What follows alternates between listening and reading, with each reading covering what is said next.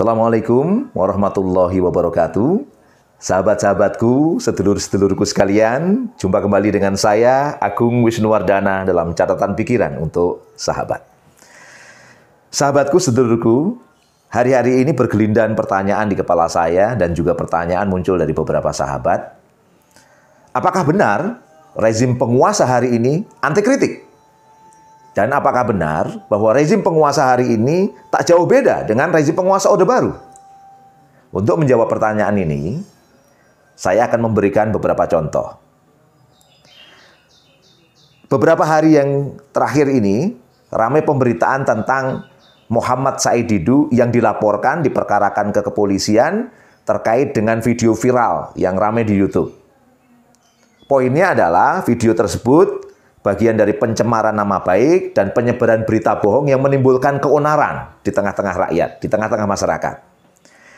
Pak Said Didu sebenarnya sudah mengklarifikasi, dan saya sendiri sudah menonton YouTube itu juga, bahwa konten video tersebut tidak lain adalah sebenarnya kritik kepada kebijakan penguasa yang lebih mementingkan ekonomi daripada menyelesaikan atau menangani wabah COVID-19. Kemudian kritik kepada Menko Maritim dan Investasi yang lebih mementingkan menyelamatkan investasi daripada menangani pandemi COVID-19.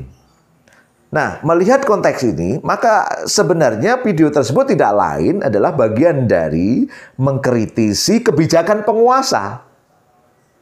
Dan menurut Margarito Kamis, seorang pakar hukum tata negara, bahwa mengkritisi kebijakan penguasa itu bukanlah kejahatan yang tidak seharusnya dipidanakan gitu.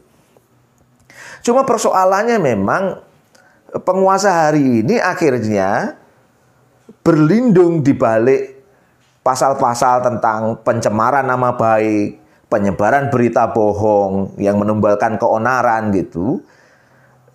Untuk apa? Membungkam mereka-mereka yang kritis kepada penguasa. Ini yang menjadi persoalan kemudian. Nah, hal yang sama juga terjadi pada kasus sebelumnya, misalnya pada kasus Saudara Ali Baharsa, yang dia mengkritisi darurat sipil, rencana darurat sipil, walaupun akhirnya nggak jadi ya.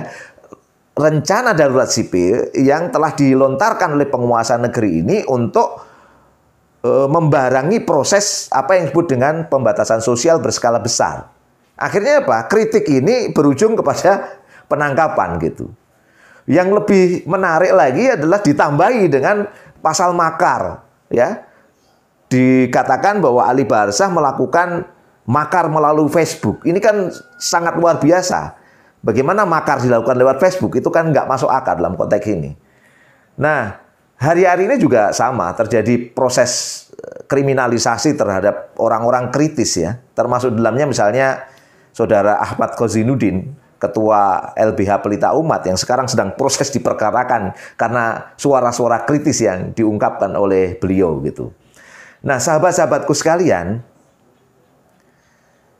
saya ingin menyampaikan di poin ini bahwa orang ketika menjadi pejabat publik, maka dia juga melekat harusnya kesiapan untuk menerima kritik oleh publik gitu. Apalagi kalau itu terkait dengan kebijakan yang dia tetapkan, yang dia coba lontarkan, dan kemudian ada kritik dari rakyat. Itu adalah sebuah hal yang seharusnya disiapkan oleh seorang pejabat publik gitu. Sehingga seorang pejabat publik harusnya lebih legowo, lebih tenang dengan kasus ini. Bukan kemudian sedikit-sedikit diperkarakan, sedikit-sedikit diperkarakan. Yang paling rumit kasus Pak Said Didu itu, yang akhirnya juga berimbas kepada Profesor Din Samsudin, yang kemudian akan diancam diperkarakan juga oleh pendukung rezim, karena beliau nge-tweet dukungan terhadap Pak Said Didu yang dikatakan provokatif. Terus kemudian mengambil-ambil satu ungkapan bahwa apa yang dilakukan Pak Said Didu itu akan didukung oleh rakyat. Sahabatku, kembali, kalau konteks seperti ini, bukankah ini berarti anti kritik? Seharusnya sekali lagi seorang pejabat publik atau orang yang menjadi pejabat publik, apalagi pemimpin negara yang tertinggi di tempat ini, seharusnya siap untuk dikritik sekeras apapun, sepedas apapun, asal tanpa kekerasan. Dan kita lihat, apakah pakai kekerasan kritik itu? Nggak ada sama sekali. Mereka melakukan argumentasi, mereka melakukan pendekatan intelektual, dan saya pikir pejabat publik dan pemimpin negara harus legowo menerimanya. Pertanyaan kedua, kalau begitu, apakah rezim penguasa hari ini seperti Orde Baru? Baik, sahabatku sekalian, bicara tentang anti kritik, maka rezim yang ada sekarang tentunya tidak jauh beda dengan Orde Baru. Rezim hari ini dan rezim Orde Baru sama-sama anti kritik, membungkam pihak-pihak yang kritis. Dan ini clear. Itu juga diungkapkan oleh Ferry Kusuma dari Wakil Koordinator Kontras yang mengatakan bahwa rezim hari ini adalah Orde Baru dengan gaya baru.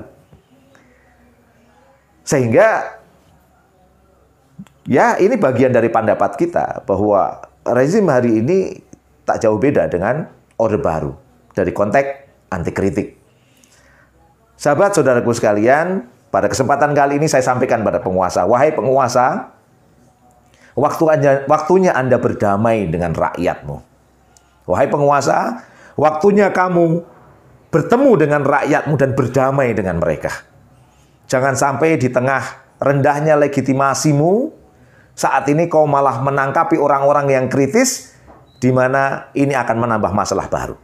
Berdamailah dengan rakyatmu. Karena apa? Karena kamu adalah ra'in, pelayan rakyat. Karena kamu pelayan rakyat akan diminta pertanggungjawab terhadap pelayananmu kepada rakyat nanti di dunia maupun di akhirat. Bersiaplah untuk menerima pertanggungjawaban ini. Oleh karena itu, para penguasa, sekali lagi berdamailah dengan rakyatmu. Jangan sampai suara-suara kritis engkau bungkam.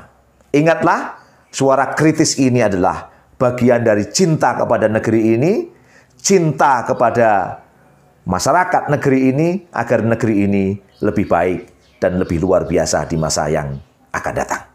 Sekali lagi, para penguasa, wahai penguasa, berdamailah dengan rakyatmu. Saya Agung Wisnuwardana, jumpa kembali di lain waktu dalam catatan pikiran untuk sahabat. Wassalamualaikum warahmatullahi wabarakatuh.